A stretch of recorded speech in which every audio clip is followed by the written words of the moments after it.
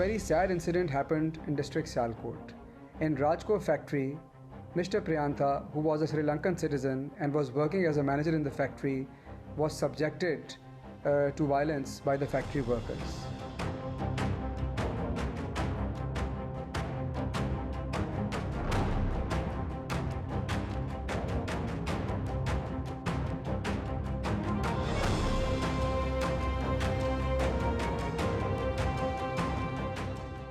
یہ جو انسیڈنٹ ہوا ہے انتہائی قابل مذمت ہے. میں کہتا ہوں سیالکوٹ کی ہسٹری میں یہ ایک سیاہ دن کی حیثیت رکھتا ہے. جو سری لنکا ہے وہ ہمارا دوست ملک ہے. ہم اس افسوسناک واقعے میں برابر کے اس کے ساتھ شریک ہیں.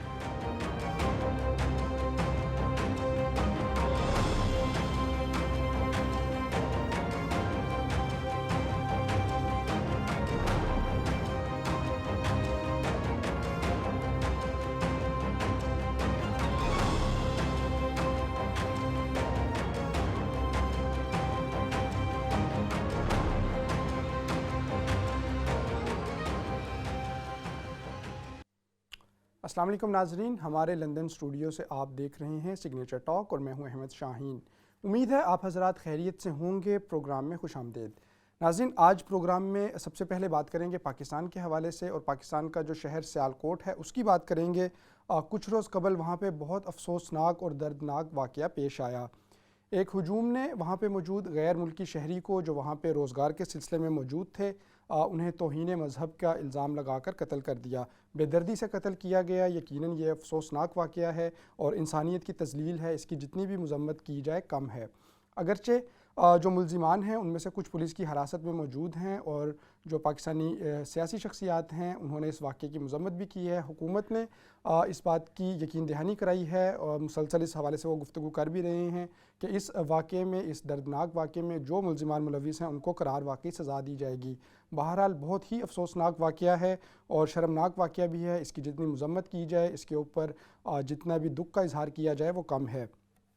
اس حوالے سے بات کریں گے کیونکہ یہ پہلا واقعہ نہیں ہے. اس سے قبل بھی اس قسم کے جو سنگین جرائم ہیں وہ پیش آتے رہے ہیں پاکستان کے مختلف علاقوں میں، اور کوشش کریں گے اس بات کو ڈسکس کرنے کی، یہ بات جاننے کی کہ جو پاکستانی معاشرہ ہے وہ ایسی تنزلی کا شکار کیوں نظر آتا ہے اور کس طرح سے سدباب کیا جا سکتا ہے کہ آئندہ آنے والے دنوں میں مستقبل میں اس قسم کے واقعات نہ ہوں، ان کی روک تھام کی جا سکے. پروگرام میں میرا ساتھ دینے کے لیے موجود ہیں ہمیشہ کی طرح اسٹوڈیوز میں میر اکرام حسین صاحب، اور جبکہ اسکائپ کے ذریعے سے ہمیں لاہور سے جوائن کر رہے ہیں کرم الہی گوندل صاحب. سینئر صحافی ہیں، تجزیہ نگار ہیں، اکثر ہمارے سگنیچر ٹاک کا باقاعدہ حصہ ہوتے ہیں. بہت شکریہ کرم صاحب، آپ بھی، میر اکرام حسین صاحب آپ بھی یہاں پہ موجود ہیں. یقینی طور پہ ایک شرمناک واقعہ ہے، افسوسناک واقعہ ہے. جتنی بھی اس کی مذمت کی جائے، اور ہر انسان نے جس نے اس کو سنا دیکھا اس کی مذمت کی بھی ہے. کیوں اس طرح کے واقعات، اور خاص طور پہ یہ کیا لوگوں کا قانون سے اعتماد تو بہت عرصے سے لگ رہا تھا اٹھ چکا ہے، اب کوئی خوف بھی اٹھ چکا ہے، اور جو اس طرح کے دردناک واقعات پیش آ جاتے ہیں اور لوگ خود سے قانون کو ہاتھ میں لے کر اتنے سنگین جرم اس میں وہ ملوث ہو جاتے ہیں. بہت شکریہ احمد شاہین صاحب. آپ اور میں یہ پروگرام کر رہے ہیں، ہمارے پیچھے بیٹھے ہوئے کچھ لوگ اس پورے پروگرام کو مینیج کر رہے ہیں. ایک موٹی مثال دی ہے میں نے، آپ نے عدم برداشت کی بات کی ہے، لیکن جو یہ واقعہ خاص طور پہ سیالکوٹ کا ہوا، ادارے کیا کر رہے ہیں، اداروں کا فوکس کدھر ہے؟ اور جس انداز میں فیکٹریز ورکر، یعنی اگر کوئی فیکٹری بنا دی جائے، اس کا پورا پروسیس ہے. لائف میں کبھی نہ کبھی میں اس شعبے سے وابستہ رہا ہوں تو مجھے تھوڑا تجربہ ہے کہ ورکرز کی جو اگر کہیں پریشانیاں پیدا ہوتی ہیں تو کہیں نہ کہیں ورکرز کا جو وہ غصہ پل رہا ہوتا ہے، ابل رہا ہوتا ہے. اچھا، تو ایک تو وہ فیکٹر ہے عدم برداشت کا، صرف اس فیکٹری کے حد تک نہیں، معاشرے میں اوور آل. اچھا، خاص طور پہ اس واقعے میں جو پاکستان میں ہوا، اس میں میں جس نظریے سے دیکھ رہا ہوں اور سوچ رہا ہوں کہ سوشل میڈیا کے اوپر جس انداز میں آیا تو اداروں کا فوکس کدھر تھا کہ اس قسم کی ویڈیوز یا کانٹینٹ باہر آئے، نمبر 1. نمبر 2، اس سے پینک اور پورا کا پورا ملک، نہ صرف ملک میں، ملک سے باہر بہت دکھ پھیلا. ایک دوسرے نمبر پہ یہ وہ لوگ کہ وہ کچھ ایسے لوگ بھی اس پورے واقعے میں شامل تھے جن کا کچھ کرمنل ریکارڈ موجود تھا، وہ باہر آئے اور وہ اس فیکٹری میں کام کر رہے تھے، اور وہ आबादी हो चुके थे कि किस अंदाज में रोड ब्लॉक्स करनी है, फिर पुलिस की मौजूदगी थी। तो बहुत सिर्फ एक चीज़ नहीं है कि जिस पे मैं और आप बात करें, इसके कई एक पहलू हैं। मेन जो असल चीज़ है वो अदम बर्दाश्त माशरे में। फिर रियासत बड़ी कमज़ोर नज़र आई, रियासती इदारे बिल्कुल फेलियर की तरफ नज़र आए। मैंने जो सोचा है कि ये रियासती इदारे फोकस क्या सियासतदानों पर ही रखा हुआ है, या रियासत का खौफ सिर्फ IMF का है, पाकिस्तान की तरफ फोकस नहीं है। पाकिस्तान का नौजवान किस फ्रस्ट्रेशन में है, वो गुस्सा मजहबी अंदाज में निकाले, वो गुस्सा जॉबलेस होने की वजह से निकाले, लाकानूनियत की वजह से निकाले, पुलिस के डंडे की डर से अपने आप को ताकतवर बनाए, या सिर्फ एक वो जो ताकत का खौफ होता है कि कोई भी ताकतवर होगा जिसकी दहशत होगी वही हम पर हुकूमत करेगा। तो ये कॉन्सेप्ट को पैदा रखना, तो ये वो सारे अवामिल हैं जो हमारे लिए। और दूसरा, हुकूमत जो इस वक्त मौजूदा हुकूमत है, इन्होंने एक मिसाल कायम की एक लफ्ज का, सुनामी, यानी सुनामी आ रहा है। सुनामी को अच्छा लफ्ज है, सुनामी तबाही फैलाता है। तो आपने खुद वो एक लफ्ज को जन्म दिया। हमारे मिनहसुल कौम हमको एक अदम बर्दाश्त पैदा करने के लिए वो अमामिल, वो तरबियत, वो बातें पैदा करनी है जिसमें मीडिया को ऑन बोर्ड लेना है, जिसमें स्कूल्स को ऑन बोर्ड लेना है, जिसमें टीचर्स को, जिसमें जो वो पर्सनालिटीज जो लोगों के जिनको फॉलो करते हैं, रोल मॉडल, ओपिनियन मेकर्स हैं, उनको सामने आना चाहिए। उन लोगों की जुबानी आप कौम के लिए कुछ ऐसा पैदा करें रोजाना की बुनियाद पर कि कौम में अदम बर्दाश्त पैदा। बहुत सारी चीज़ें, और यकीनन जब प्रोग्राम आगे बढ़ेगा उसके ऊपर गुफ्तगू भी करेंगे। करम इलाही गोंदल साहब मौजूद हैं। अब बहुत शुक्रिया सर, आप भी हमारे साथ मौजूद हैं। आपसे भी इसी हवाले से आपकी राय लेना चाहूँगा कि क्या कानून का डर ख़त्म हो चुका है, कानून पर एतमाद नहीं है, इस वजह से चाहे किसी पे इल्ज़ाम भी लगा दे, अभी उस पर जुर्म साबित भी नहीं हुआ, उसने किया नहीं किया, फिर भी लोग इस तरह से पल पड़ते हैं, क्योंकि ये पहला वाक़या तो नहीं है, हम देखते रहे हैं माजी में भी इस तरह के दर्दनाक वाक़यात। जी बिस्मिल्लाहिर्रहमानिर्रहीम।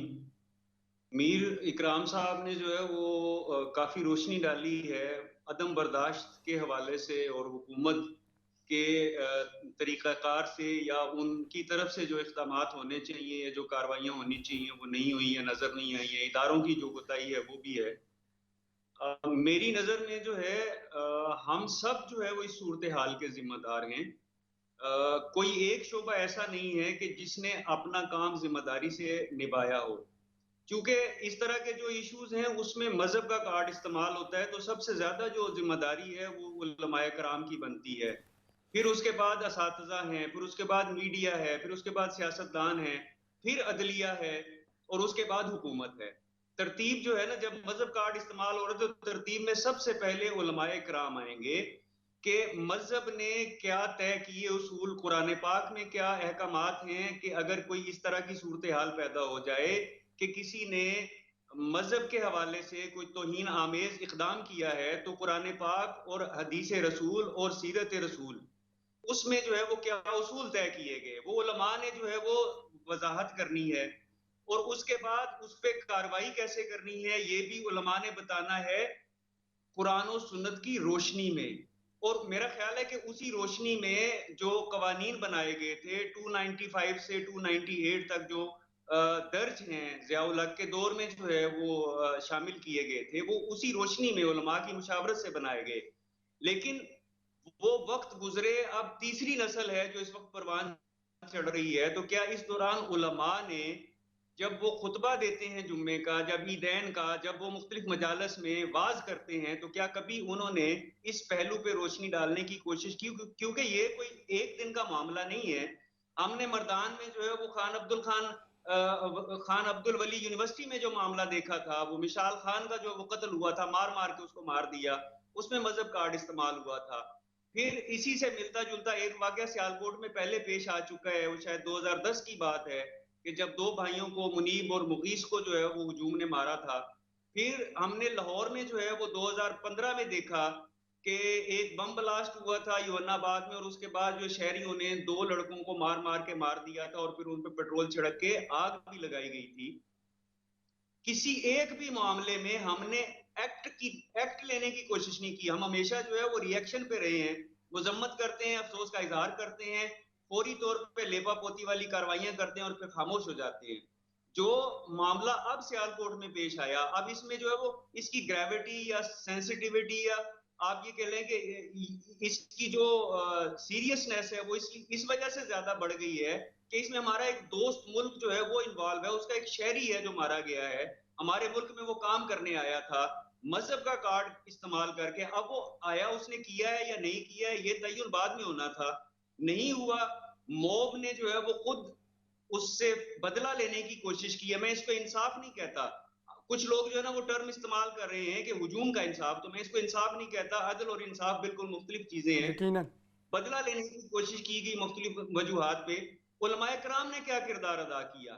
کیا علماء کرام وہاں پہ پہنچے؟ سیالکوٹ کے مقامی علماء پہنچے، جو ہمارے ملک کے جید علماء ہیں وہ سیالکوٹ پہنچے، انہوں نے فوری طور پہ کوئی اپنا وہاں پہ جا کے رد عمل دیا، لوگوں کو سمجھانے کی، قائل کرنے کی کوشش کی، یا انہوں نے کوئی ایسی اسٹریٹجی بنا کے سامنے پیش کی کہ آئندہ جو ہے وہ واز جب کریں گے تو وہ شعلہ بیانی جو ہے وہ نہیں ہوگی، وہ ولولہ انگیز خطاب نہیں ہوگا، بلکہ اسلام کی جو اصل تعلیمات ہیں اور جو معاشرے کے اس وقت مسائل ہیں ان پہ گفتگو ہوگی.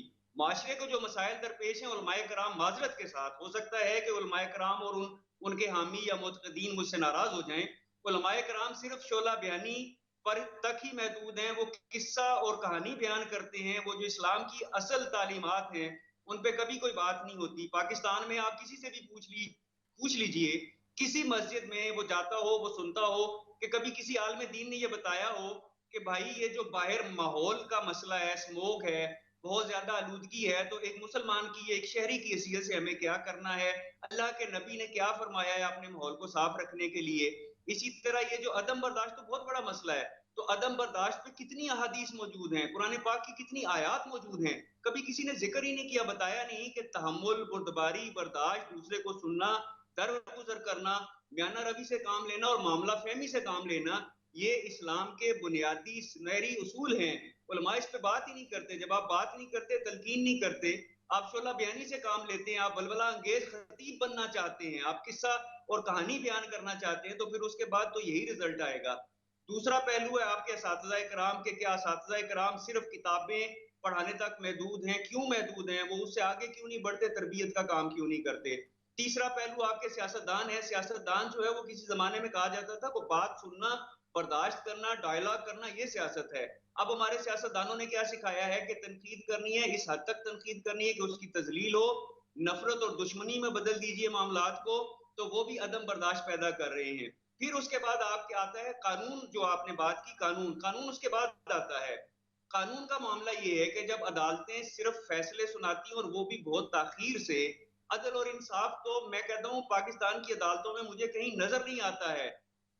دادا جو ہے وہ مقدمہ دائر کرتا ہے اور پوتے کی عمر میں جا کے جو فیصلہ ہوتا ہے، عدل اور انصاف کہاں پہ ہے؟ اب میں نے مشال خان کیس آپ کے سامنے بیان کیا ہے، اس میں ٹرائل کورٹ نے جو ہے وہ سزائے موت سنائی مرکزی ملزم کو، ہائی کورٹ نے جو ہے وہ اس کو عمر قید میں بدل دیا. کیوں؟ پورے ملک میں ٹیرر پھیلا، پوری دنیا میں پاکستان بدنام ہوا، اور اتنی اس کی جو ہے وہ گریوٹی ہے، اتنی سینسٹیوٹی ہے اس ایشو کی، تو آپ جو ہے وہ اس پہ اس طرح کا جو ہے وہ جی فیصلہ دے رہے ہیں کہ آپ نے عمر قید میں بدل دیا. منیب اور مغیث جو مارے گئے تو ان کو بھی جو ہے وہ عمر قید میں بدل دیا گیا تھا. جو یوحنا آباد کا واقعہ ہوا، 2 مسلمان لڑکوں کو جلا دیا گیا، وہ کیس جو ہے وہ سماعتوں اور وقفوں اور التوا کی شکار ہوتا چلا گیا، اس میں ہمیں کوئی فیصلہ نظر نہیں آیا ہے. جی تو اس کرم طرح اللہ کی گوندل صاحب، مثالیں ہیں کہ یقیناً لوگوں کا اعتماد بے ختم ہو گیا بے ہے. شمار پہلو ہیں، اور بہت تفصیل سے آپ نے اس حوالے سے ان کے اوپر روشنی بھی ڈالی، اس حوالے سے گفتگو کی. اس بات کو مزید آگے بڑھائیں گے. میر اکرام حسین صاحب موجود ہیں، ان کو بھی گفتگو میں شریک کرتے ہیں. اچھا میر صاحب، بہت تفصیل سے کرم صاحب نے اس حوالے سے گفتگو تو کی ہے. ابھی حال ہی میں ہم دیکھتے ہیں کہ حکومت خود انہوں نے ایک جو ڈنڈا بردار تنظیم تھی جنہوں نے پاکستان کے پولیس اہلکاروں کو بھی شہید بھی کیا جب وہ روکنا چاہ رہے تھے، ان کو شہید کیا، اور اس کے بعد ہم نے دیکھا کہ پھر حکومت نے ان سے مذاکرات بھی کیے، ان کے جو جیلوں میں موجود افراد تھے ان کو رہا بھی کیا. تو حکومت جب خود اس طرح کا طرز عمل اپنائے گی، اس طرح کا، چاہے اس کی جو بھی مجبوریاں ہوں، یقینی طور پہ جب پریشر ہوتا ہے تب اس طرح کے بعض اوقات اس طرح کے فیصلے لینے بھی پڑ جاتے ہیں. لیکن کیا یہ پھر مزید لوگوں کو اس طرف مائل نہیں کرتا کہ ہم جو مرضی کر لیں، آخر کار میں تو مذاکرات ہی ہونے ہیں اور اس کے نتیجے میں پریشر ڈلوا کے ہمیں کوئی کچھ ہاتھ بھی نہیں لگا پائے گا؟ بڑا امپورٹنٹ سوال کیا آپ نے. پہلی بات آپ نے کی ہے مجبوریاں. آخر سیاسی جماعتوں کی مجبوریاں کیا ہیں؟ کوئی روٹی کپڑا مکان کا نعرہ لے کر آیا، کوئی تبدیلی اور کرپشن کے خاتمے کا نعرہ لے کر آیا، کوئی تجارت اور ملکی معیشت کا نعرہ لے کر آیا. کراچی کی جو یا سندھ کی سیاست کا الگ ایک نعرہ مزاج ہے. جی بالکل، پنجاب کا الگ، سرحد کا الگ، بلوچستان کا الگ. ان تمام سیاستدانوں کی جو کمزوری ہے وہ ایک ہے، تمام سیاسی جماعت، وہ ہے ووٹ. ووٹوں کا لالچ، ووٹوں کا خوف، ووٹ. اور پھر جب کسی بھی حلقے کا ووٹ چھن جانے کے لیے جو ایک بلک میں ایک گاؤں سے ووٹ مل رہا ہے یا ایک شخصیت ہے جو ہینڈل کر رہی ہے ووٹرز کو، اب وہی وزیر داخلہ بنتا ہے. پہلے ووٹ لے کے ایم این اے بنا، اس کے بعد وہ وزیر داخلہ بن گیا. کوئی جو دوسرا اگر وہ بھی اپنے حلقے کی پریشر میں آتا ہے، تو جو یہ سیاسی شخصیات جب آ کر وزیر اعظم تک پہنچ جاتے ہیں تو جو ووٹ کا پریشر ہوتا ہے، جو آپ نے کہا کہ کمزوریاں، ایسے موقع پر اگر آپ برے کے ساتھ بھی کمپرومائز کر جائیں، جس نے قتل کیا ہے، اور صرف آپ کو یہ لالچ ہو کہ اب میری سیاسی جماعت یا میری حکومت خطرے میں پڑ گئی، تو میں سمجھتا ہوں کہ پھر یہ ناانصافی کی انتہا ہے. اس سے بڑی ناانصافی انسانیت پہ کوئی نہیں ہو سکتی. جن کے آپ نمائندے بن کر آئے، انہی پہ آپ ناانصافی صرف اپنی حکومت کو قائم رکھنے کے لیے آپ نے کمپرومائز کیا. لیکن اگر وہی رزلٹ جو آج سیالکوٹ میں نکلا کہ آپ نے وہی روڈ بلاکس ہوئی، وہی تجربہ ہوا، اور وہ روڈ بلاکس ہونے کے بعد وہی قتل و غارت گری ہوئی، انسانیت کا قتل ہوا. میں مذہب کا استعمال اس لیے نہیں کرنا چاہتا کیونکہ وہ ایک سینسیٹیو ایشو ہے، لیکن انسان وہاں پہ گیا، اور مارنے والے بھی انسان، مرنے والا بھی انسان. تو اس میں 2-3 چیزیں بڑی اہم ہیں. نمبر 1، یہ جو احساس محرومی ہے، اور خاص طور پہ احساس محرومی پیدا ہوتی ہے ناانصافی سے. جب ناانصافی ہوئی، اس کے بعد آپ کی عدم برداشت خود بخود پیدا ہو جاتی ہے. جب انسان کے ساتھ ناانصافی ہونا شروع ہو جائے تو اس کی برداشت ختم ہونا شروع ہوتی ہے کہ میرے ساتھ بدستور ناانصافی ہو رہی ہے. تو ناانصافی کہاں سے ہو رہی ہے؟ انصاف پیدا کرنا کس کا کام ہے؟ نظر رکھنا کس کا کام ہے؟ اداروں کا کام ہے.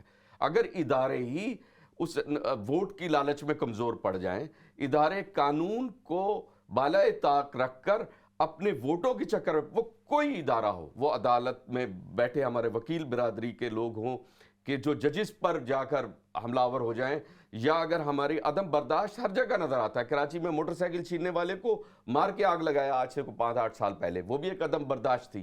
کہنے کا مقصد یہ ہے کہ کہیں نہ کہیں محرومیاں ہیں. اگر آپ توجہ دیں، جو مدارس کے بچے ہیں ان میں کیا احساس محرومی ہے، آخر کیا وجہ ہے، وہ بھی اسی معاشرے کا حصہ ہیں. اسی طرح اسکولوں میں پڑھنے والے بچے، اسی طرح کالجز میں پڑھنے والے، جو ہماری یوتھ ہے، اس میں کہاں احساس محرومی؟ اگر رشوت عام ہے، سفارش عام ہے، اقربا پروری عام ہے، اگر مجھے نظر آئے کہ میرا حق بنتا ہے، میری جگہ کوئی سفارشی آگے بیٹھ گیا، تو میرے اندر احساس محرومی اور پھر عدم برداشت کا ہونا، فرسٹریشن. تو یہ سارے ریزلٹس ہیں. حکومت نے ہمارے سامنے ڈھول پیٹا ہوا ہے IMF کے قرضے. دوسری طرف ڈھول ہمارے ساتھ حکومت پیٹ رہی ہے کہ نامعلوم افغانستان میں کیا ہو گیا، اور بھائی پاکستان میں کیا ہو رہا ہے، اس کے لیے آپ نے کیا کیا ہے؟ یہ جو کچھ اس وقت سامنے آ رہا ہے، یہ ہے پاکستان، اس کا دیکھ بھال کرو. یہ حکومت کی ذمہ داری ہے. ریاست کمزور نظر آ رہی، یعنی کہ پولیس والے کھڑے ہیں، ان کو خوف یہ تھا کہ پچھلی دفعہ ہمیں قتل کر دیا تھا، اس دفعہ بھی مارے جائیں گے. تو اس کا رزلٹ ہے کہ سامنے لوگ موت کے گھاٹ اتار دیے گئے. یہ موت کے سوال یہ ہے، ادارے توجہ دیں کہ موت کے پروانے جاری کہاں سے ہو رہے ہیں. جو جیب میں لا کے سرٹیفکیٹ کافر کا لے کے پھرتے ہیں اور کسی کو بھی دے دیتے ہیں، کسی وقت بھی دیتے، کون ہیں یہ لوگ؟ کنٹرول کریں. نہ کہ آپ سیاسی اکھاڑے میں کھڑے ہو کے سیاستدانوں کو کنٹرول کرتے رہیں. جو 22 کروڑ عوام کے اندر یہ وائرسز پھیلے ہوئے ہیں اور یہ آگے نسلوں کو کھا رہے ہیں.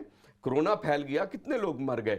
اسی طرح یہ ایک ایسا وائرس ہے جو اس کنٹری کے لیے مذہب کا کارڈ نہ، مذہب کو سامنے مت لائیں. یہ عدم برداشت ہر جگہ موجود ہے، ہر دفتر میں موجود ہے. اس کی بیسک ریزن ناانصافی ہے. اگر آپ کہتے ہیں میں تحریک انصاف لایا، یا کوئی بھی گورنمنٹ، پیپلز پارٹی کہتی ہے ہم روٹی کپڑا مکان لے کے آئیں گے، اور نون لیگ کہتی ہے کہ ہم خوشحال کریں گے پاکستان کو. بھائی یہ جو عوام کی فرسٹریشن ہے یہ تو وہی موجود ہے. آپ کے حلقہ کا جیتنے والا جیتا, اس کے بعد وہ سیکیورٹی گارڈ لے گا اور جا کے اسلام آباد بیچ میں آئے گا تو بادشاہ آ گیا.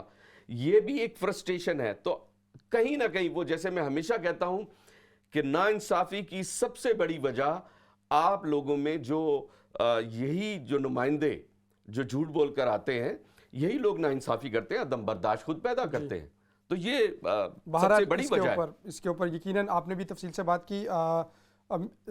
کرم الہی گوندل صاحب بھی موجود ہیں. کرم صاحب, آپ سے اس حوالے سے رہنمائی لینا چاہوں گا کہ کیا اب ضرورت نہیں ہے, حالات کا تقاضا نہیں ہے کیونکہ نیشنل ڈیبیٹ کیجئے, سیریس نیشنل ڈیبیٹ یا نیشنل ڈائیلاگ کیا جائے.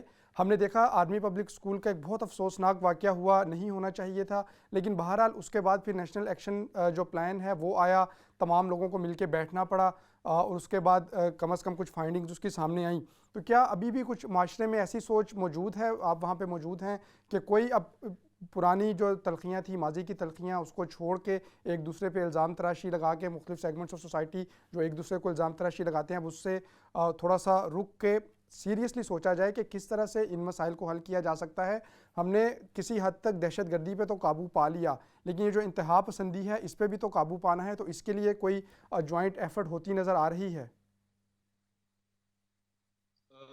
جی احمد شاہین صاحب, میں نہیں سمجھتا کہ ابھی سنجیدگی کوئی اس نوعیت کی موجود ہے کہ ہم مل بیٹھیں. جو ملک کو جیسے میر اکرام صاحب نے بات کی کہ سب سے بڑا مسئلہ تو جو ہے وہ عدم برداشت کا ہے, یا اس کو انتہا پسندی آپ کہہ لیجئے, یا اس کو آپ جو ہے وہ جنونیت کہہ لیجئے, یا آپ احساس محرومی کے نتائج کے, مطلب جو بھی نام دیں, لیکن یہ سب سے بڑا مسئلہ ہے جو اضطراب ہے. اصل میں لفظ استعمال کرتا ہوں کہ ایک اضطراب کی کیفیت ہے, اور اس کا رخ جو ہے وہ مختلف شکلوں میں جو ہے وہ ڈھلتا رہتا ہے اور سامنے آتا رہتا ہے. تو ابھی کوئی ایسی سیریسنس جو ہے وہ مجھے نظر نہیں آتی ہے. میں نے پہلے جو طبقات کا ذکر کیا کہ علماء کرام ہوں, سیاستدان ہوں, اساتذہ کرام ہوں, ہمارے جو میڈیا پرسنز ہوں, مطلب کہیں پہ بھی مجھے اس طرح کی کوئی صورتحال نظر نہیں آتی کہ بیٹھ کے ہم کوئی لائے عمل طے کریں کہ ہمیں اس میں سے کیسے نکلنا ہے. اور ایک واقعہ ہونے کے بعد دوسرے واقعے کا انتظار کیا جاتا ہے کرم صاحب. جی بالکل ایسے ہی ہے ہمیشہ. میں عرض کروں کہ ہمیشہ, مطلب مجھے 29 سال ہو گئے ہیں اس فیلڈ میں وہی 29 سال سے جو طے شدہ سائیکلو سٹائل قسم کے اس طرح کے واقعات ہوتے ہیں, سائیکلو سٹائل بیانات ہوتے ہیں, رد عمل ہوتے ہیں, قانون ہاتھ میں آج ابھی پڑھ رہا تھا کہ وہ قومی سلامتی کمیٹی ہے اس ملک میں, تو اس کا اجلاس ہوا ہے اس واقعے پہ, اور کہا ہے کہ قانون کسی کو ہاتھ میں نہیں لینے دیں گے. اب اس کے بعد اور کون سے آپ قانون کی بات کرتے ہیں؟ میں تھوڑا سا ذرا اس پہ روشنی ڈالنا چاہتا ہوں, یا آپ کہہ لیں کہ میں اپنے جذبات یا وہ جو میرے اندر ایک کرب سا ہے میں اس کا اظہار کرنا چاہتا ہوں. بیسیکلی وہ کرب ہے میرا کہ یہ میرے ملک میں ہو کیا رہا ہے اور اس کو روکنے والا کوئی ہے یا نہیں ہے. یہ کہتے ہیں کہ قانون ہاتھ میں نہیں لینے دیں گے, آج کا بیان ہے, اس میں وزیر اعظم صاحب ہیں, آرمی چیف صاحب ہیں, اور باقی سارے چیف صاحبان ہیں. آپ یہ بتائیے کہ ایک شہری جو ہے وہ اس کو پکڑا ہے, وہ ہمارے ملک کا نہیں ہے, مہمان ہے, یہاں پہ کام کرنے آیا ہے, اس کو مار کے 10 بجے واقعہ شروع ہوا ہے اور 11:48 تک آپ کا قانون حرکت میں نہیں آیا ہے. دوسری فیکٹریوں سے ملازمین وہاں پہنچ گئے اس کو مارنے کے لیے, اور آپ کا جو ڈی ایس پی متعلقہ ہے وہ پہنچا اور وہ ایک سائڈ پہ کھڑا رہا اپنے عملے کو لے کر, وہ آگے نہیں بڑھا ہے.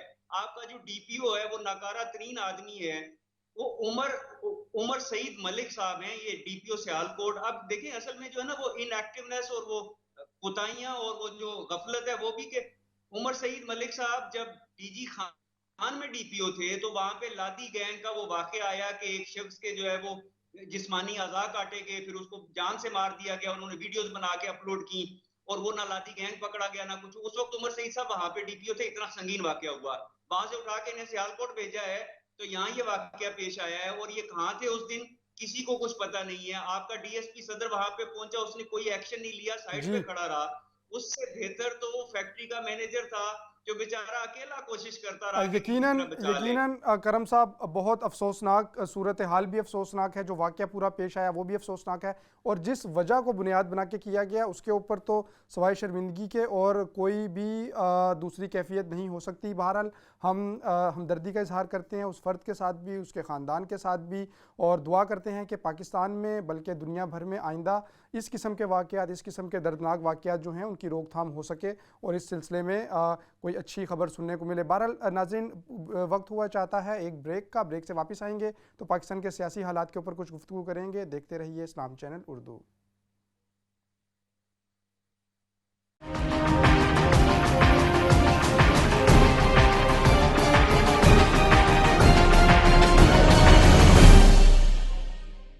ویلکم بیک ناظرین، پروگرام سگنیچر ٹاک میں ایک مرتبہ پھر خوش آمدید۔ میں ہوں احمد شاہین۔ ناظرین، پروگرام کے اس حصے میں ہم بات کریں گے پاکستان میں جو ضمنی انتخابات ہوئے گزشتہ روز لاہور کے حلقہ NA 133 میں، اور یہ سیٹ جو تھی پہلے بھی پاکستان مسلم لیگ نون کے پاس تھی اور اس بار بھی وہی انہوں نے فتح حاصل کر لی اس سیٹ کے اوپر، لیکن کچھ دلچسپ باتیں ہیں اس سیٹ کے حوالے سے، اس یہ جو ضمنی انتخاب پیش آیا اس کے حوالے سے، اس کے اوپر گفتگو کریں گے پروگرام کے اس حصے میں۔ پاکستان مسلم لیگ نون کے جو ووٹ ہیں جو ان کو جس تناسب سے پہلے پڑے تھے وہ کافی کم ہو گئے، جبکہ جو پاکستان پیپلز پارٹی ہے عام انتخابات جب ہوئے تھے اس میں چوتھے نمبر پر تھی، وہ اب دوسرے نمبر پر آ گئی اور ان کے ووٹوں میں بھی حیرت انگیز طور پہ بہت زیادہ اضافہ ہوا۔ تحریک انصاف اس انتخابی مارکے میں موجود نہیں تھی، جو ان کے امیدوار تھے ان کے جو کاغذات نامزدگی ہیں وہ مسترد ہو گئے۔ یہ بھی ایک دلچسپ بات ہے، اس کے اوپر بھی گفتگو کریں گے اور ڈسکس کریں گے کہ یہ انتخابات کیا بتاتے ہیں پاکستان کی جو سیاسی فضا ہے اس حوالے سے، آئندہ آنے والے دنوں میں سیاست کیا رخ اختیار کرے گی، اس کے اوپر گفتگو کریں گے پروگرام کے حصے میں۔ میرا ساتھ دینے کے لیے موجود ہیں میر اکرام حسین صاحب، جبکہ کرم الہی گوندل صاحب بھی ہمیں جوائن کر رہے ہیں۔ ان دونوں حضرات سے ان کی رائے لیں گے۔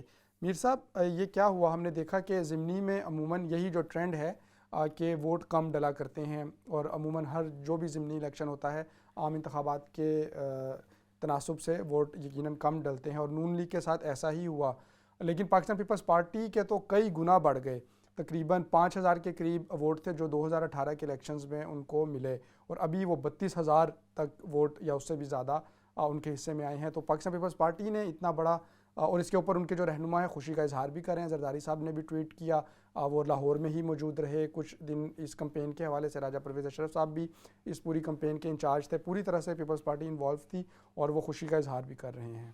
اس کی جو بنیادی طور پہ بڑی وجہ جو نظر آ رہی ہے کہ تحریک انصاف میں بہت سارے پیپلز پارٹی کے ایسے لوگوں نے شمولیت اختیار کی، بنیادی طور پہ نا جو پیپلز پارٹی کا جیالہ ہے نا، وہ تبدیلی اور غریب کے حق کی بات کرنا، ناانصافی کے خلاف بات کرنا، یہ منشور کا حصہ ہے پیپلز پارٹی کے خلاف، اور وہ گراس روٹ لیول پر مزدور کی بات کرنا یہ پیپلز پارٹی کا منشور ہے مزدور کے لیے۔ تو وہ کامریڈ جو ہیں وہ اس کو سمجھتے ہیں، بہت سارے کامریڈ جو ہے نا وہ ایسا ہوا کہ تحریک انصاف کی طرف ان کا دھیان گیا، تحریک انصاف میں شمولیت اختیار کی، ورکرز ایسے، لیکن کچھ عرصے میں جس انداز میں ناامیدی در ناامیدی سامنے آئی مہنگائی کی صورت میں، کچھ جگہ فیلیئرز کی صورت میں، خاص طور پہ انتہا پسندانہ لوگوں کے ساتھ کسی جگہ پہ کمپرومائز کرنا، تو ان صورت میں انہوں نے دیکھا کہ حکومت جو ہے نا وہ، اور پھر کہیں نہ کہیں ATM کا بند ہو جانا، یہ بھی ایک بہت بڑا فیکٹر ہے۔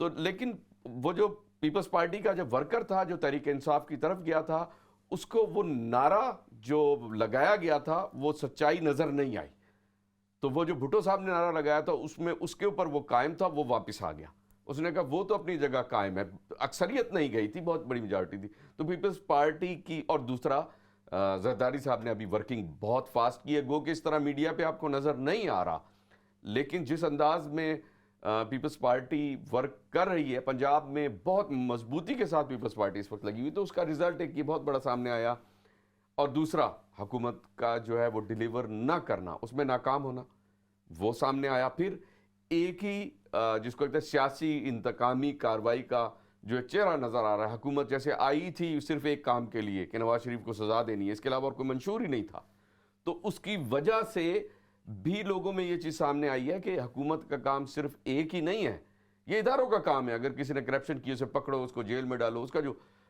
پرائم منسٹر کا یہ کام نہیں ہے کہ اپنی ہر تقریر میں یہ ذکر کرے کہ جناب کوئی لندن چلا گیا، لندن میں فلیٹ لے لیے، یہ لوگ سن کے ان کے کان پک گئے۔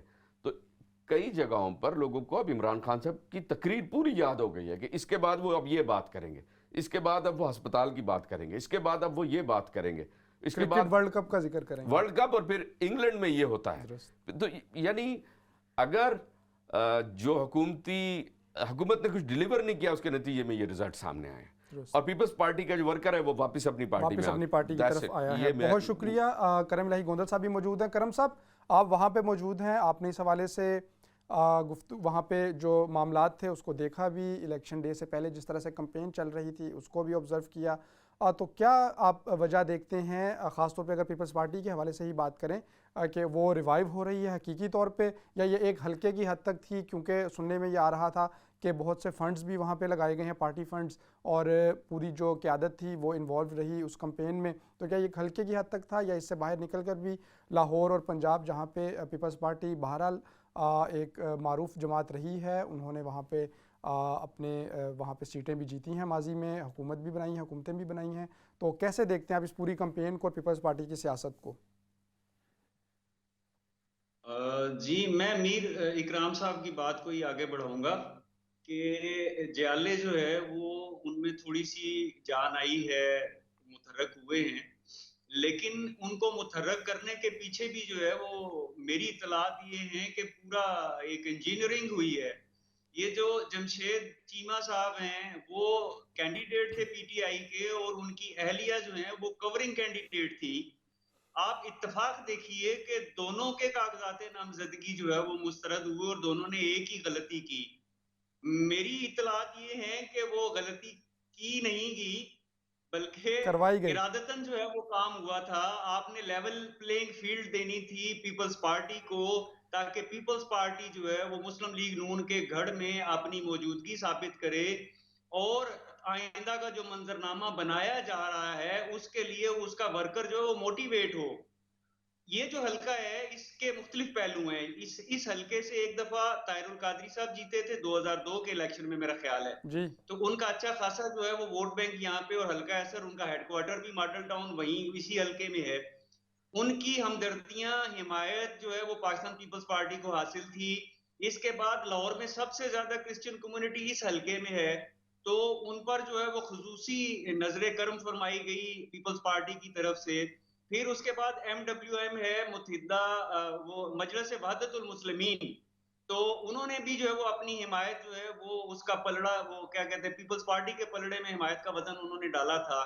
جماعت اسلامی تھوڑی بہت متحرک ہوتی تھی, وہ آؤٹ ہو گئی اس میں سے. پی ٹی آئی جو ہے وہ جان بوجھ کے, میں سمجھتا ہوں, یہ میری انڈرسٹینڈنگ ہے کہ وہ جان بوجھ کے جو ہے وہ نکلے ہیں.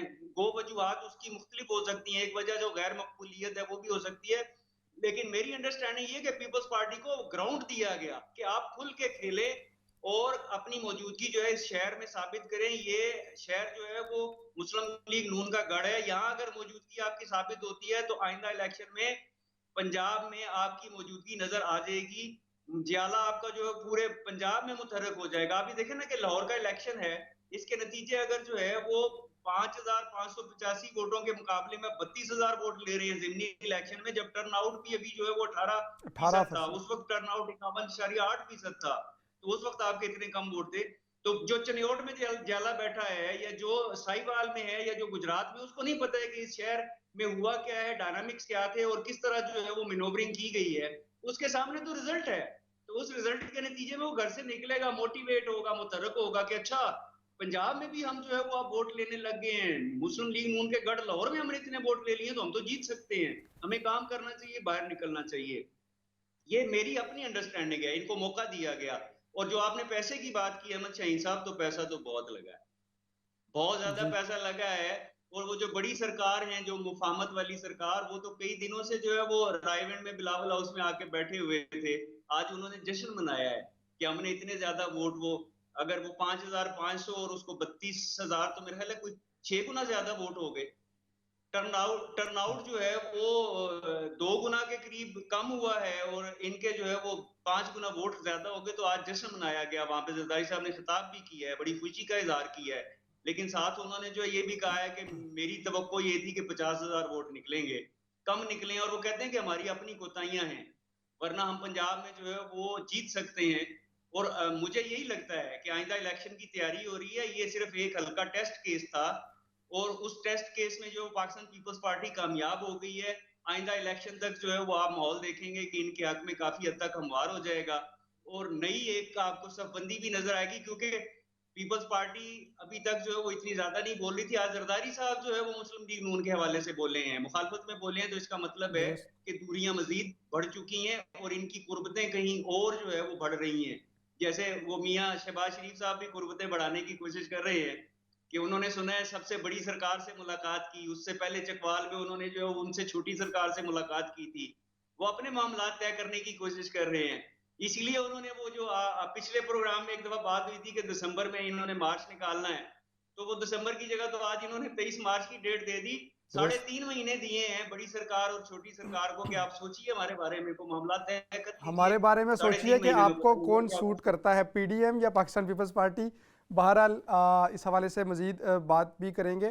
امیر صاحب, کچھ پہلوؤں کی جانب, خاص طور پہ یہ جو ایک نقطہ ہے بہت دلچسپ کہ پاکستان تحریک انصاف اس الیکشن سے آؤٹ تھی اور کرم الہی گندل صاحب نے اس طرف اشارہ بھی کیا, اور جس بنیاد پہ ان کے کاغذات نامزدگی, بہرحال جو بھی پولیٹیکل پارٹی ہوتی ہے وہ جب الیکشنز ہوں تو وہ صرف ایک کورنگ امیدوار تو نہیں ہوتا, وہ پوری اس کی تیاری کرتے ہیں, اور وہاں پہ ایک ہی فیملی سے 2 لوگوں کو رکھا گیا.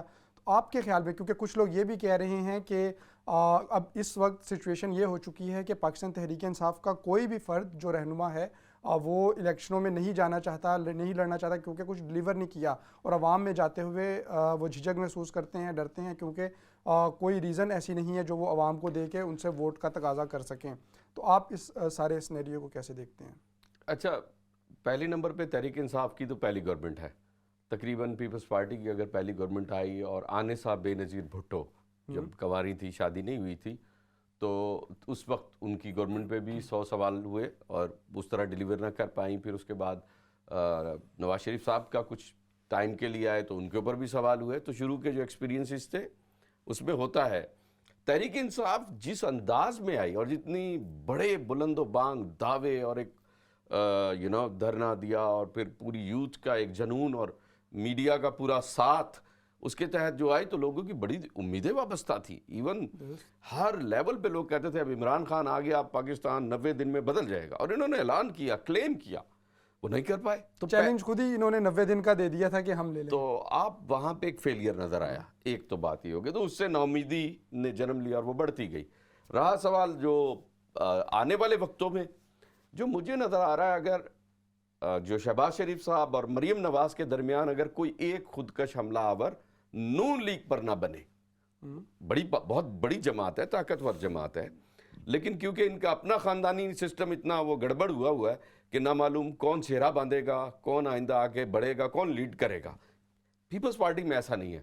پیپلز پارٹی میں زرداری صاحب جیل گئے, نیب کو بھگتا, باہر نہیں گئے, بھاگے نہیں. اسی طرح ان کے جو لیڈران تھے سندھ سے وہ جیل گئے, نیب نے گرفتار کیا, اسٹل پاکستان میں کوئی نہیں بھاگا. تو جو پوزیٹیو پوائنٹ پیپلز پارٹی کی طرف جا رہا ہے آئندہ الیکشنز میں کہ پیپلز پارٹی, ویسے ٹرن بھی پیپلز پارٹی کی بنتی ہے جس طرح سرکل بن رہا ہے وہ کہ نواز شریف بنتی ہے یا بنائی جا رہی ہے. سر یہ ہماری سیاسی نظام کا حصہ ہے, یہ جو ہمارا وہ باری ہے, تو اس وقت پیپلز پارٹی کی باری ہے. شہباز شریف صاحب نہیں اپنی بات منوا سکیں گے.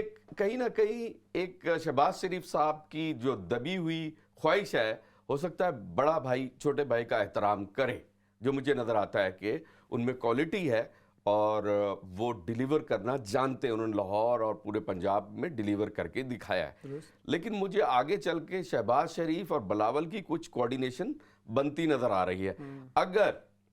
اگر یہ حکومت اسی طرح ناکامیاں کرتی رہی, اسی طرح ڈیلیور نہ کرتی رہی اور وقت سے پہلے چیلنجز کر کے ہارتی رہی, تو ریزلٹ یہ نکلے گا کہ پیپلز پارٹی جو ہے نا وہ قربانیاں دینے کی عادی ہے.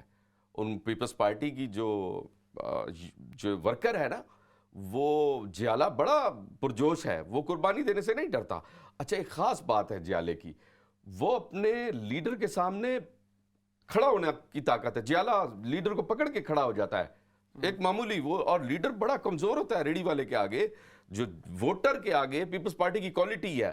اچھا, نون لیگ کی کوالٹی یہ ہے کہ کیونکہ وہ انڈسٹری سے لوگوں کو لاتے ہیں, بڑے بڑے کاروباری لوگ, اور وہ اپنی فیکٹری کے ورکر ان کو ووٹ دے رہے ہوتے ہیں, اور نتیجتاً وہ انڈسٹری سے, زیادہ تر نون لیگ انڈسٹری سے بلانگ کرتی ہے. یہ نون لیگ کی مزدور سے بلانگ پیپلز پارٹی کرتی ہے. یہ हमारी नहीं, लेकिन लीडरशिप में तो उनके भी कोई मजदूर रहनुमा अब नजर नहीं आता। वो यूनियन ये का तो दौर था। ओवरऑल सारी सियासी जमातों का ये हाल है। इमरान खान जो नारा लेकर आए थे, इमरान खान के दाएं बाएं देखे तो वही सारे पीपल्स पार्टी वाले हैं। तो अगली गवर्नमेंट भी फिर, अब अगली गवर्नमेंट में कौन नजर आता है आपको? ये वापस आ जाएंगे ये पार्टी। सारे यही शक्लें होंगी, इलेक्शन ही होगा, बाकी शक्लें सारी यही होनी है। लेकिन कम से कम जो न मालूम कोई ऐसा कार्ड खेल जाए इमरान खान साहब कि कौम शायद शाबाश दे दे। अभी तक तो डिलीवर होने की वजह से काफ़ी कुछ कौम खुश नहीं है इस हुकूमत से। और नतीजतन देखना, नून लीग और पीपल्स पार्टी ऑप्शन है, और तीसरी कौन सी जमात अब पैदा होगी। रहा सवाल ये मजहबी जमातों का, इनसे भी कोई अवाम खौफजदा ये खुश तो नहीं है जिस अंदाज में ता वक्ते के मसाजिद को सियासी तौर पे इस्तेमाल न किया जाए, जो कि होती हैं, जो कि वहाँ पे सुबह जिस सियासतदान ने कभी नमाज नहीं पढ़ी होती, फजर में आपको मस्जिद में नज़र आता है, चाहे किसी भी पार्टी से ताल्लुक। हर जनादे में फ्रंट लाइन में नज़र आ रहा होता है।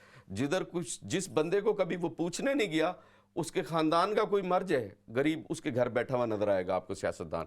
तो ये मजहबी कार्ड और ये सारे सियासतदान भी इस्तेमाल करते हैं, तो ये ज़रा रोकना पड़ेगा। इसकी स्ट्रैटेजी मसाजिद को सियासत से अलग करना होगा। इस पे जो इदारे काम करें कि जिस तरह खुतबा बाकायदा एक होता है, उसके अंदर मुल्क की सलामती को देखा जाता है। वो तो फिर ओवरऑल पूरी हर बहुत सारी चीज़ें हैं जो निसाब भी है और उसको भी उसमें कुछ नज़र रखने की ज़रूरत है। यकीन सिर्फ नज़र रखने की भी नहीं, उसको दोबारा से बहुत सारी चीज़ें इंप्लीमेंट करने की ज़रूरत है। पूरी एक स्ट्रैटेजी बनाने की ज़रूरत है। करीम गोंदल साहब, दोबारा से आपकी जानिब आते हैं। अच्छा, हम देख रहे हैं अब, जैसे आपने भी गुफ्तगू में इशारा किया, मीर इकराम हुसैन साहब ने भी उस हवाले से गुफ्तगू की कि पीपल्स पार्टी को बहरहाल इशारे मिल रहे हैं और वो अपने आप को मुनज़्ज़म भी कर रही है और पंजाब में कोशिश कर रहे हैं। हम देखते हैं कि मौजूदा हुकूमत के ख़िलाफ़ बहरहाल अगरचे पाकिस्तान मुस्लिम लीग नून भी और पाकिस्तान पीपल्स पार्टी भी बाज़ औक़ात वो मिलकर किसी मामले में जिद्दोजहद करते हैं, बाज़ औक़ात बिल्कुल मुखालिफ भी होते हैं। लेकिन अगर हुकूमत, जो मौजूदा हुकूमत है, उसके ख़िलाफ़ मुज़ाहमत करनी है तो किसी न किसी सतह की तो अंडरस्टैंडिंग रहेगी दोनों में, और मिलजुल के बाज़ जगहों पे इनको काम करना पड़ेगा, बाज़ जगहों पे अलग अलग भी। तो अगर ये पंजाब में दोनों का आपस में उसको क्या पेचा पड़ जाना कह दें, तो अगर वो सिचुएशन पैदा हो जाती है तो उसमें किस तरह से देखते हैं आप आइंदा आने वाले दिनों में पंजाब की सियासत को और इन दोनों पार्टीज़ के दरमियान में कोई कोऑर्डिनेशन? देखें, मीर साहब ने जो है वो पीपल्स पार्टी और उनके जयालों और जो जयाले मौजूद हैं पीटीआई में, उनके बारे में जो बात की है, मैं वहां से बात जो है वो आगे बढ़ाना चाहता हूँ कि पीटीआई में जो है वो आला तरीन सतह पे दो जयाले बैठे हुए हैं, दो साबिक जयाले बैठे हुए हैं। उनमें से एक दुबले पतले हैं, शिरवानी उन्होंने सिलवा रखी है और पीपल्स पार्टी के साथ वो राब्ते में हैं। इन हाउस तब्दीली के लिए कोशिशें हो रही हैं। पंजाब में ये जो अभी लाहौर में जो ये शो हुआ है ना पीपल्स पार्टी का, ये भी उसी का हिस्सा है। तो मार्च, वो 23 मार्च पीडीएम जो मुस्लिम लीग नून है बेसिकली, वो 23 मार्च की बात करते हैं, तो मुझे तो उनके लॉन्ग मार्च से पहले कहीं मार्च पास्ट होता या वो सलामी का चबूतरा सजता, वो नजर आ रहा है। तो कहीं पंजाब में वो जो आपने बात की है ना कि ये दोनों आमने सामने, वो आ चुके हैं आमने सामने, मुस्लिम लीग नून और पीपल्स पार्टी आमने सामने आ चुके हैं। ये एक मसनूई इत्तेहाद बनाने जा रहे थे पीडीएम में, वो नहीं बन पाया। मीर साहब ने वो जो बात की ना कि एक सरमायाकार है और दूसरा सियासतदान है, वो बिल्कुल दुरुस्त बात है। सरमायाकार जो है वो अपने वर्कर को अपना फैक्ट्री का मुलाजिम समझता है, बात नहीं करने देता, बाहर खड़े रखता है गेट पे। जो सियासतदान हैं, जरदारी साहब हों, बिलावल हों, इससे पहले बेनजीर भुट्टो साहिबा थी या उससे पहले भुट्टो साहब खुद थे, तो वो वर्कर की बात सुनते थे। मैंने खुद इस लाहौर में बैरिया टाउन में वो जो बिलावल हाउस बना हुआ है, वहां पे वर्कर को बिलावल साहब से सवाल करते हुए और तल्ख सवाल करते हुए मैंने देखा है, और कभी भी मैंने रायविंड में किसी को चू करते हुए नहीं देखा है। तो ये फर्क है बुनियादी तौर पे, और ये दोनों पार्टियां इकट्ठी नहीं चल सकती थी। पीपल्स पार्टी को आप सो बुरा कहिए, उनके मामलात बिल्कुल जैसे भी हों, लेकिन वो बोलने की इजाजत देते हैं। वो अपने खानदान से बाहर से यूसुफ रजा गिलानी को और राजा परवेज अशरफ को ला के वजीर आजम बना देते हैं और सारे इख्तियारात उनको दे देते हैं, ऐवान सदर के इख्तियारात कम कर देते हैं। तो उनमें निस्बतन ये सूरत हाल है। और अच्छा, मैंने वो जो बात की पहले कि वो मार्च पास्ट वाली, तो मैं ये भी मालूमात की बिना पे कह रहा हूँ कि इन हाउस तब्दीली के लिए बड़ी संजीदगी से कोशिश हो रही है। पीटीआई भी होगी साथ, पीपल्स पार्टी भी होगी, बाकी ताती भी होंगे, और नून लीग जो है वो बाहर बैठी होगी। इस तरह का कोई स्ट्रक्चर बनाया जा रहा है ताकि 1.5 साल किसी तरह गुजारा जाए और फिर अगले इंतखाबात करवाए जाएं, वो पहले ना करवाने पड़े, ये 1.5 साल किसी तरह गुजारा जाए। جی کرم الہی گوندل صاحب، دلچسپ بات ہے میر صاحب، اور اس حوالے سے گفتگو ہو بھی رہی ہے اب. اچھا، جو کرم الہی گوندل صاحب کی بات کو میں سیکنڈ کروں گا. انہوں نے بڑی اچھی مثال دی کہ گوندل صاحب نے جو کہا نا کہ پیپلز پارٹی کا ورکر جیالہ اپنے لیڈر کو جواب دہ سمجھتا ہے. اس کی جو بنیادی وجہ دیکھی میں نے پیپلز پارٹی میں نا فرونیت نہیں دیکھی. یہ ضرور ہے کہ سرمایہ داری وہ الیکشن لڑ سکتا ہے، ہمارے نظام ہی ایسا ہے، پیسے والا ہی الیکشن لڑ سکتا ہے، لیکن پیپلز پارٹی کا ورکر بڑا ہی جو ہے نا جیالہ، جس کو میں جیالہ کہتا ہوں، وہ اپنے لیڈر کو اپنے درمیان میں سمجھتا ہے. اور وہ ذرا سی اگر اس نے فرونیت کی تو جیالے کے ساتھ 10 جیالے کھڑے ہو جاتے ہیں اس کے مقابلے پہ. برعکس اس کے دونوں جماعتیں پی ٹی آئی اور نون لیگ، اس میں وہ فرونیت میں نے دیکھی ہے کہ وہ زیادہ تم بیٹھ جاؤ والا وہ پوزیشن اور ہوتی ہے. ان کی پارٹی کا اپنا جو کلچر ہے، اور یقینی طور پہ آپ اس حوالے سے درست بھی ہیں، دونوں پارٹیز کے کلچر میں زمین آسمان کا فرق ہے، بلکہ ہر پارٹی کے کلچر میں دوسری پارٹی سے فرق ہوتا ہے. اچھا، جو آپ سے میں سوال پوچھنا چاہ رہا تھا، چونکہ پروگرام کے آخری مراحل میں ہیں، ابھی آج پی ڈی ایم نے اعلان کر دیا ہے کہ 23 مارچ کو وہ مہنگائی مارچ کریں گے اور اسلام آباد کی جانب اس کا رخ کریں گے. اس سے پہلے بھی ہم دیکھتے رہے ہیں گزشتہ دنوں میں، بلکہ کافی عرصے سے ہر چند دن بعد ایک نیا پلان سامنے آ جاتا ہے، کچھ بڑکیں ماری جاتی ہیں. پی ڈی ایم بنیادی طور پہ پاکستان مسلم لیگ نون ہی اس میں بڑی جماعت ہے، اور ساتھ مولانا فضل الرحمان، اب پیپلز پارٹی تو اس کا حصہ نہیں ہے. تو آپ کیسے دیکھتے ہیں، اگر جیسے کرم الہی گوندل صاحب نے کہا کچھ ان ہاؤس تبدیلی اب اس کے آثار واضح ہو رہے ہیں، تو پاکستان مسلم لیگ نون تو پھر بالکل ہی سائیڈ پہ الگ تھلگ وہ اس کو ٹھنڈے پیٹوں برداشت کر لیں گے، یا کیا اس سے پہلے ہی پھر وہ پاکستان پیپلز پارٹی اور تحریک انصاف دونوں کے خلاف احتجاج کا اعلان کر دیں گے؟ کس طرح کی سچویشن ہوگی آئندہ آنے والے دنوں میں؟ اچھا، مجھے تو لگتا یہ ہے کہ جو پی ڈی ایم، ظاہر سیاستدان ہوتے تو ساری پیٹی بھرائی ہیں، ان کا کوئی پتہ کون اگلی آنے والی حکومت میں کس پارٹی میں بیٹھا ہو. جو پی ڈی ایم میں آج ساتھ ہیں وہ آنے والی گورنمنٹ میں دیکھ بھی رہے ہیں کون زور پکڑے گا اور مجھے کدھر سلپ ہونا ہے. تو اس وجہ سے یہ ایک دوسرے کا منہ ملاحظہ اور لحاظ بڑا کرتے ہیں. ان کے رابطے بڑے ہوتے ہیں، یہ جو سیاستدان ہوتے ہیں ان کے بڑے کلوز ریلیشنز ہوتے ہیں، ان کی شادیاں آپس میں ہوئی ہوتی ہیں، الیکشن مخالف لڑ رہے ہوتے ہیں. اب ہونی چاہیے بھی، اس میں کوئی مذائقہ نہیں ہے، معاشرے کا حصہ ہے. لیکن جہاں تک تعلق ہے ملکی سیاست کا، اس میں جو سب سے بڑا کھیل یہ سیاستدان کھیلتے ہیں وہ یہ کھیل رہے ہیں کہ یہ ٹائم پاس کروا رہے ہیں حکومت کا، یہ جانتے ہوئے بھی کہ ڈیلیوری کچھ نہیں ہے، ڈیلیوری نہیں ہو رہی ہے، لیکن پھر بھی حکومت کا ساتھ دے رہے ہیں. یہ مارچ اور ٹائم دینا حکومت کو ہی ٹائم دیا جا رہا ہے، میں اتنا ہی سمجھتا ہوں.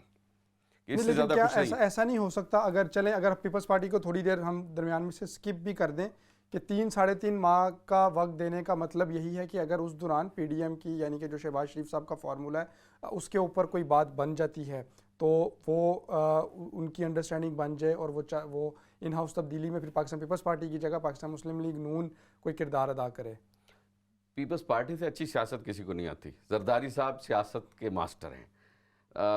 یہ شہباز شریف صاحب سچے جذباتی ٹائپ آدمی ہیں، مخلص ہیں، آپ نے پاکستان کے اچھے سیاستدان ہیں.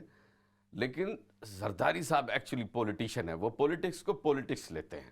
وہ مطلب اس میں سیاست میں منافقت کے قائل نہیں ہے. وہ کہتے ہیں یہ سیاست ہے، سیاست کی طرح ہوگی. تو آپ کے خیال میں وہی وینر ہوں گے اس ساری گیم کا؟ زرداری صاحب ہی کرم الہی ونر ہوں گوندل گے. صاحب بالکل پروگرام کے آخری مرحلے میں ہیں، آپ بھی آئندہ آنے والے دنوں میں ابھی جو صورتحال ہے اس کی بنیاد پہ مسلم لیگ نون مائنس ہی دیکھتے ہیں کیا؟ جی بالکل، میں تو بہت پہلے سے جو ہے وہ اس حوالے سے یکسو ہوں کہ فی الحال مسلم لیگ نون جو ہے وہ کہیں پہ بھی نہیں ہے، کیونکہ وہ خود یکسو نہیں ہیں.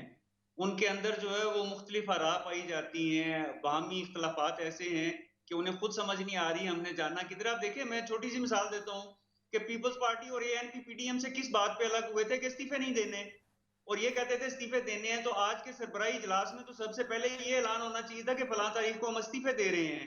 تو استعفوں والی بات کدھر گئی؟ آپ مارچ ڈال دیا ہے 23 مارچ کو. تو مجھے نون لیگ کہیں پہ بھی نظر نہیں آتی ہے. تھوڑا بہت حصہ ملے گا، اسمبلیوں میں بیٹھیں گے، لیکن آئندہ کی حکومت سازی یا اس میں آ جائیں مقتدر حلقے میں تو وہ پیپلز پارٹی ہوگی، پی ٹی آئی ہوگی، ساتھ کچھ اتحادی ہوں گے، کچھ اس طرح کا مجھے تو نظر آتا ہے. جی کرم الہی گوندل صاحب، تھینک یو ویری مچ، بہت شکریہ، آپ ہمارے ساتھ موجود رہے. میر اکرام حسین صاحب، آپ کا بھی شکریہ. ناظرین، یہ تھا آج کا سگنیچر ٹاک. جو پروگرام کا پہلا حصہ تھا اس میں ہم نے سیالکوٹ کے جو دردناک واقعہ تھا اس حوالے سے گفتگو کی، اور پروگرام کے دوسرے حصے میں پاکستان کی سیاست کے اوپر، خاص طور پہ جو گزشتہ روز لاہور میں ضمنی انتخابات ہوئے اور اس میں پاکستان پیپلز پارٹی نے حیران کن طور پر بہت زیادہ ووٹ حاصل کیے، کچھ اس حوالے سے، اور آئندہ کا آنے والا کیا منظرنامہ ہوگا پاکستان کا سیاست کے حوالے سے، اس پر گفتگو کی. امید ہے آپ کو یہ پروگرام پسند آیا ہوگا. اپنے میزبان احمد شاہین کو اجازت دیجیے. اللہ نگہبان.